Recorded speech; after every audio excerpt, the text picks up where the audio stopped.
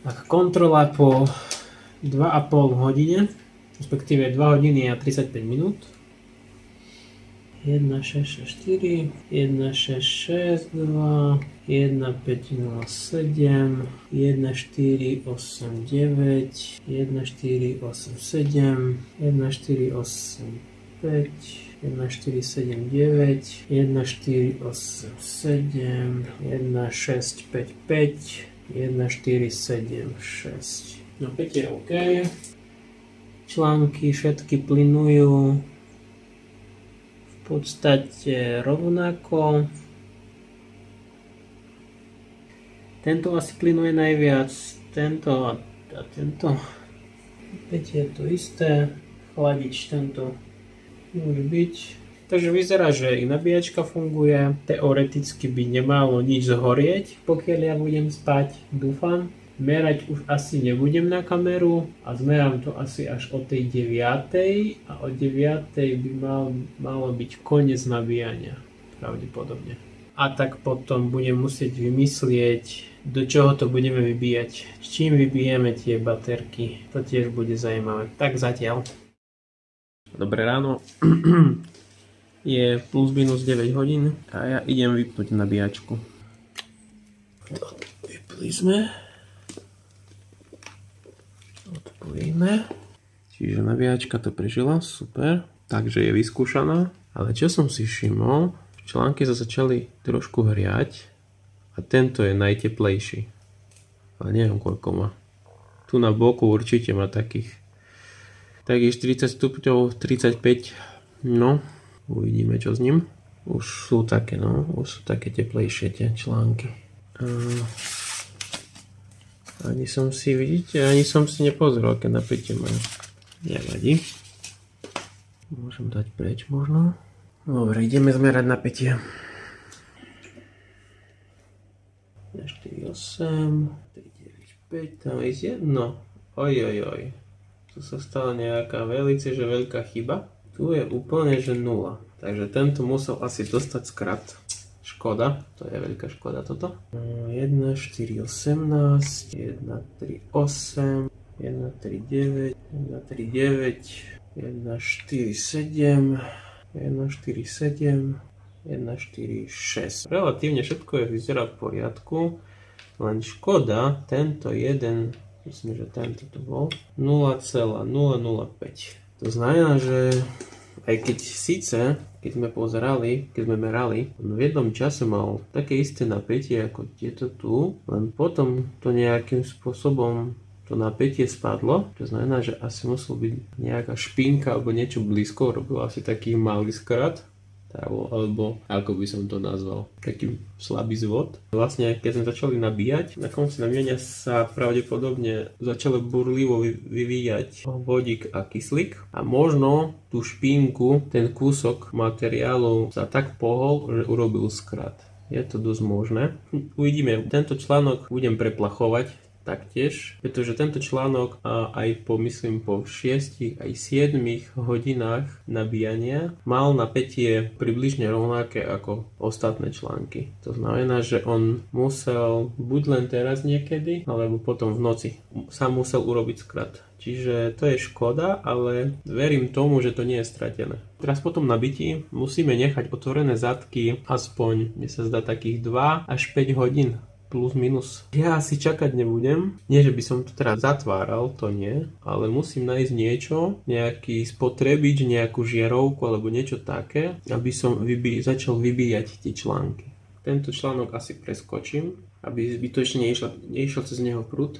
No a tak, keď to zapojím, vám to natočím. Zistil som aj takisto ďalší problém. Pozrite, tu ten článok, čo bol najteplejší, myslím, mal takú koróziu, takú veľmi, veľmi zažratú. To ste možno videli aj na videu. Tak trošku som dúfal, že to nebude presiakávať, ale nakoniec je to realita. Tu je vidieť taký biely povlak, to je zoxidované. Čiže budeme to musieť nejako opraviť. Trošku taká špecialitka. Prišla asi, ja neviem, pol hodina alebo hodina. A mám tu taký, som si požičal taký špeci meráčik, ktorý mi vie zmerať vnútorný odpor batérie. Otázka znie, že ako to uvidíte, lebo má to krátky kábel a nechcem, že by mi to spadlo do alkálie. 5,6 mA, 5,6 mA, 5,4 mA.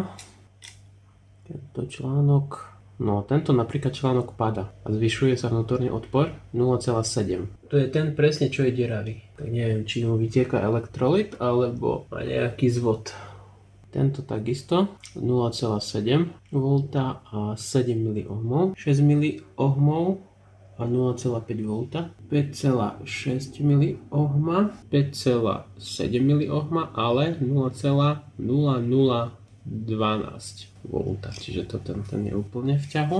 Tento má 6 mA, 5,3 mA, takže vyzerá to tak, že asi polovička batérií je dobrá a polovička batérií je zlá, alebo ich treba možno rozcyklovať. Vyskúšame niečo s tým urobiť. Teraz trošku švindľujem. Na pár minút som nechal zapnúť nabíjačku a hneď po vypnutí nabíjačky spojím svoj spotrebič, 5 kusov rezistorov výkonových, 1 ohm 10 W, čiže dokopy majú 5 ohmov a potom to z 5 ohmov prepnem na 4, pretože niektoré články im v podstate rýchlo spadne napätie a už keď mi zostane nejakých 6 článkov, tak budem chcieť väčší prúd z nich ťahať, tak preto tých 5 rezistorov dám na 4 rezistory. To isté odporúčam aj vám. Hneď po nabití tých 12 hodín alebo 13 hodín pripájam spotrebič, pretože obnova kapacity alkalických článkov spočíva hlavne v tom, že sa používajú, že sa vybije, nabije. Tým pádom sa formujú elektródy a vtedy dochádza k obnove kapacity. Čiže vieme ich rozcyklovať, len musím to tak postupne. Verím tomu, že pri druhom cykle a treťom to už bude lepšie. Napájam nabíjačku, spojíme aj od výstupu. Teraz tu máme jeden koniec, druhý koniec. Mali by sa vybíjať 1,381 a padá to dobre. Tu je už pol volta, 0,36, 0,25, dobre, takže vypneme. Kvôli tomuto článku to vypneme. Tento článok by som mal odpojiť.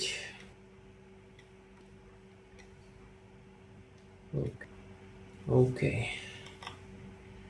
Čiže tento článok stúpame na pätie hore, to je síce super.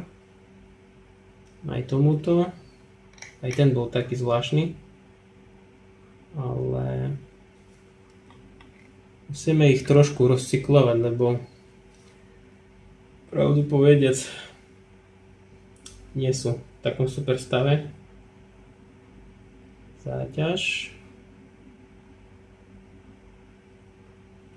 Dobre.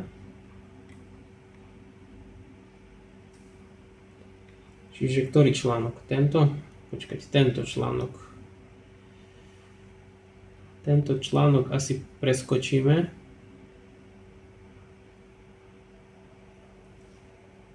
A potom začnem preskakovať ostatné články. Čiže nasledovne. Pokúsim sa ešte párkrát takto zapnúť a vypnúť spotrebič. No a tak tie články, ktoré majú pod 1 V, odpojím a budem vybíjať už len ostatné, ktoré majú nad 1 V. A tak ich potom skúsime znova. Vylejeme elektrolyt, nabijeme a pri tom treťom alebo štvrtom cykle uvidíme, či sa zvýšila kapacita alebo nie. Ak nie, tak ich odpíšem akože chybné. No a potom neviem, či už ich budem rozoberať, neviem, a budem ich čistiť takto drasticky hard way, uvidíme. Tak zatiaľ.